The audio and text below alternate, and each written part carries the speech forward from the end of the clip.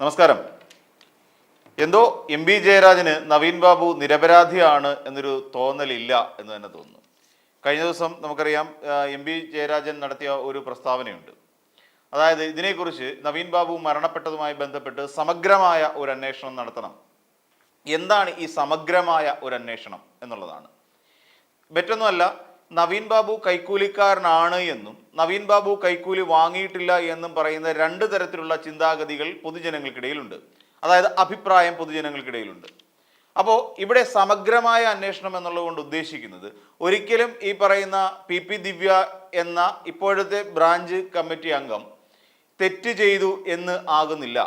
അതായത് M P Jayarajan കണ്ടെത്തുന്ന ഒരു ന്യായം എന്ന് വെച്ച് കഴിഞ്ഞാൽ ഇദ്ദേഹം ആത്മഹത്യ ചെയ്യാൻ കാരണക്കാരി പി ദിവ്യ ആണ് എന്ന് എവിടെയും പറഞ്ഞിട്ടില്ല. അതിൻ്റെ അർത്ഥം അതായത് ഇദ്ദേഹം എങ്ങും എഴുതി കുറിച്ചു വെച്ചിട്ടില്ല ആത്മഹത്യ ചെയ്തു, പക്ഷേ ആത്മഹത്യാ കുറിപ്പുകളില്ല. അപ്പോൾ അങ്ങനെ ഒരു ആത്മഹത്യാ കുറിപ്പ് ഉണ്ടെങ്കിലല്ലേ അതിനൊരു വാദഗതിയുള്ളൂ. അതായത് പി ദിവ്യ പ്രേരണയാൽ അദ്ദേഹത്തെ അല്ലെങ്കിൽ പ്രേരിപ്പിച്ചതുകൊണ്ട് സൂയിസൈഡ് ചെയ്തു, ആത്മഹത്യ ചെയ്തു എന്നുള്ളത്. അപ്പോൾ അങ്ങനെ ഒരു പ്രേരണാ കുറ്റം എവിടെയും ചുമത്താൻ കഴിയില്ല. അപ്പോൾ അതുകൊണ്ട് തന്നെ പി ദിവ്യ ഇതിനകത്ത് കുറ്റക്കാരി അല്ല എന്നുള്ള തരത്തിലാണ് ഈ എം പി ജയരാജൻ്റെ വാചകങ്ങൾ മുന്നോട്ട് പോകുന്നത്.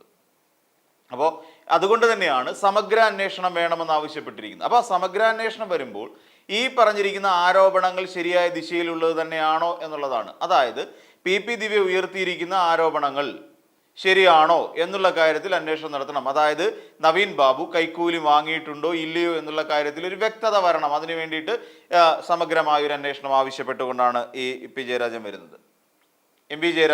അതിൻ്റെ അർത്ഥം ഇപ്പോൾ ദിവ്യക്കെതിരായ ഒരു ഇത് വന്നതോടുകൂടി, റിപ്പോർട്ട് വന്നതോടുകൂടി തന്നെ പാർട്ടി വേണ്ട നിലപാടെടുത്തു. അതായത് പി ദിവ്യ കുറ്റക്കാരിയാണ്, അല്ലെ ആത്മഹത്യ പ്രേരണ കുറ്റം വരുന്നു.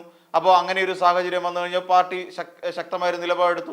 ഞങ്ങളുടെ കണ്ണൂരെ പാർട്ടി അല്ലെ സംസ്ഥാന കമ്മിറ്റി ആണെങ്കിലും ജില്ലാ കമ്മിറ്റി ആണെങ്കിലും എല്ലാം എപ്പോഴും നവീൻ ബാബുവിൻ്റെ കുടുംബത്തിനോടൊപ്പം തന്നെ ആയിരിക്കുമെന്നൊരു പറച്ചിലും കൂടി പറഞ്ഞു. എവിടെയാണ് ആ പറച്ചിലിനകത്തൊരു നീതി എന്നുള്ളതാണ് മനസ്സിലാവാത്തത്. അല്ലെങ്കിൽ ആ പറഞ്ഞതിനകത്തൊരു ആത്മാർത്ഥത ഏത് ഭാഗത്താണുള്ളത്? അങ്ങനെയാണെങ്കിൽ ഒരു സമഗ്രാന്വേഷണം വേണമെന്നുള്ളൊരു സ്റ്റാൻഡ് എന്തിനെടുക്കുന്നു? ഈ നിലയിൽ ഇവിടുത്തെ പാർട്ടി അല്ലെങ്കിൽ സർക്കാരിനെതിരെ അങ്ങനെ ഒരു ആവശ്യം എന്തിനു ഉന്നയിക്കുന്നു?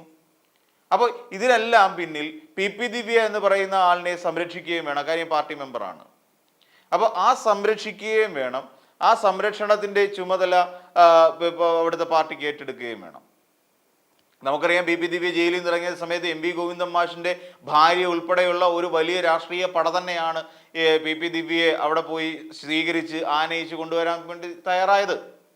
അതായത് പി ദിവ്യ സ്വാതന്ത്ര്യ സമരത്തിൽ പങ്കെടുത്തതിന് ശേഷം ജയിലിൽ കിടക്കുന്ന ഒരാളല്ല. അല്ലെ പാർട്ടിക്ക് വേണ്ടി എവിടെയെങ്കിലും ഒരു വലിയ പ്രശ്നമുണ്ടാക്കി അല്ലെങ്കിൽ ആ ഒരു സമരപരിപാടിയിൽ ജനങ്ങൾക്ക് വേണ്ടിയുള്ള ഒരു കർമ്മ പരിപാടിയിൽ പങ്കെടുത്ത് സ്റ്റേഷനിൽ പോയി അറസ്റ്റ് വരിച്ച് ഒടുവിൽ ജയിലിലായതല്ല. പകരം ഒരു മനുഷ്യൻ്റെ ജീവിതം ഇല്ലായ്മ ചെയ്യുന്നതിന് താൻ നടത്തിയ ഒരു പരാമർശം കാരണമാണ് എന്നുള്ളതിനെ തുടർന്ന് ഒരു ആത്മഹത്യാ പ്രേരണ കുറ്റം ചുമത്തി അവിടെ ജയിലിലടയ്ക്കപ്പെട്ട റിമാൻഡ് ചെയ്യപ്പെട്ട ഒരു കുറ്റാരോപിതയാണ്. അതുപോലും മറക്കാതെയാണ് എം വി ഗോവിന്ദൻ മാഷിൻ്റെ ഭാര്യ അടങ്ങുന്ന ഒരു പറ്റം പാർട്ടി നേതാക്കൾ ഇവരെ സ്വീകരിച്ച് ആനയിക്കാനായി പോയത്.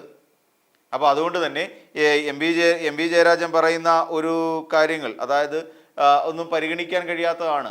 ഈ പറയുന്ന പോലെ ഞങ്ങൾക്ക് ഇവിടെ നവീൻ ബാബുവിൻ്റെ കുടുംബത്തോടൊപ്പം എന്നൊക്കെ പറയുമ്പോൾ അതിനകത്തൊരു ആത്മാർത്ഥത നമുക്ക് തോന്നിയിട്ടില്ല. പിന്നെ അതോടൊപ്പം തന്നെ മറ്റൊരു കാര്യമുണ്ട്. ഈ പി ദിവ്യയെ തരം താഴ്ത്തിയതിനകത്ത് തന്നെ പാർട്ടിക്കുള്ളിൽ ഭിന്നാഭിപ്രായമുണ്ട്. അത് ശ്രദ്ധിക്കണം.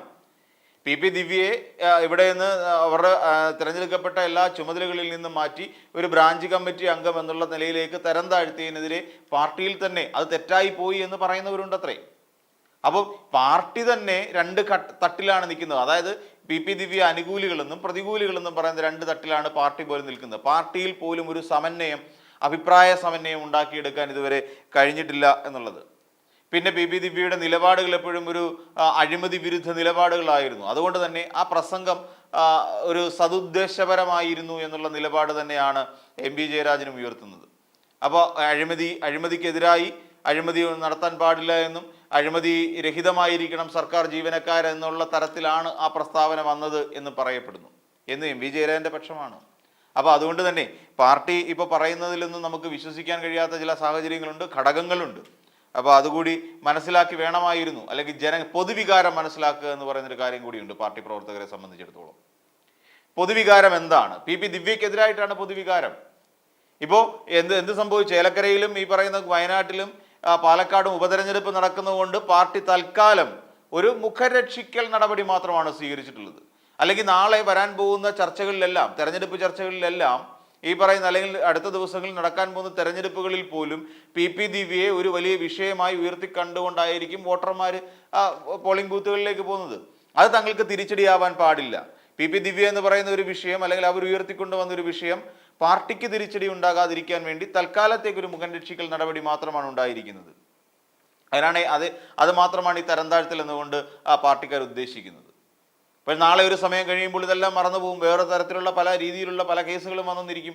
അപ്പോഴും പി ദിവ്യ വളരെ സേഫ് സോണിൽ തന്നെ ഉണ്ടാകും. നഷ്ടപ്പെട്ടവർക്കോ നഷ്ടപ്പെട്ടു പോയി. അപ്പോൾ അതുകൊണ്ട് പാർട്ടി ഇക്കാര്യത്തിലെങ്കിലും ഒരു അഭിപ്രായ സമന്വയം ഉണ്ടാക്കുന്നത് വളരെ നന്നായിരിക്കും. ഈ വീഡിയോ നിങ്ങൾക്ക് ഇഷ്ടമായാൽ ലൈക്ക് ചെയ്യുക.